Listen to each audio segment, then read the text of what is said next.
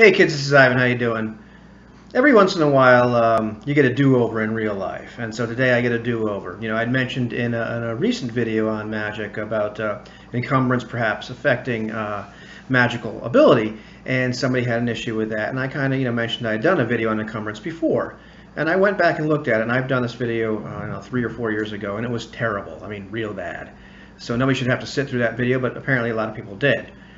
So I want to go over it really fast because I think the encumbrance system in Lamentations of the Flame Princess, this game, was really elegant. And encumbrance is one of those parts of the game that we just kind of hand-wave it off a lot of time, and our characters end up looking like if there was an artist rendition of them, they would be ridiculous because they're carrying everything, pots and pans, the kitchen sink, and the whole 9 yards. James, the guy that wrote this game, came up with a great way to handle encumbrance, and it's very simple. And in this case, a picture is worth 1,000 words, and I hope this comes up. Yeah, here's my picture. Okay, there are 5 encumbrance points. There's 6 slots, and each slot has 5 items in it. You can carry 5 items before you go up to the next point. So once you carry 6 items, you now have 1 point of encumbrance. Encumbrance is all connected to your movement rate. So you have a movement rate of 12 if you're unencumbered. So with 0 and 1 point, you're unencumbered. So you have that movement of 12. If you're a modern gamer, ask somebody; they'll tell you what that means. If you have 2 encumbrance points, then you have a movement rate of 9. 3 gives you a movement rate of 6.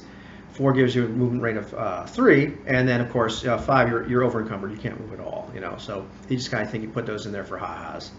I've been a little more draconian than I probably should have been in my adjudication of this in the past. So I'm going to go with his basic ruling that leather armor really is unencumbering, just doesn't really affect you. Regular clothes are unencumbering, little things like jewelry, all that sort of stuff, it doesn't really affect encumbrance.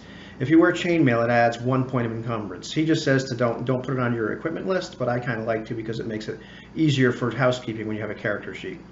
So, chainmail takes up those first 5 items. Plate mail, on the other hand, adds 2 points, so it takes up those, the first 10 items. So this is essentially, if you look at this chart, and it's a lot neater on the character sheet, this is your equipment list. If you want to know how encumbered you are and how fast you can move, all you need to do is look at your equipment list. Every time you add another item, you get to add your encumbrance may go down, or your movement may go down, your encumbrance goes up. And it's really easy to figure out where you are.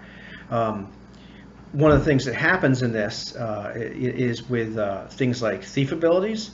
Any thief abilities involving movement, and I'm going to have to hold this back up again. Once those abilities are adjusted for every point of encumbrance you have. Now, he uses D6, so it's 16.66% chance. Your abilities go down by that much for every point of encumbrance for anything involving movement. I think I might use something a little bit different because I'm using a different system.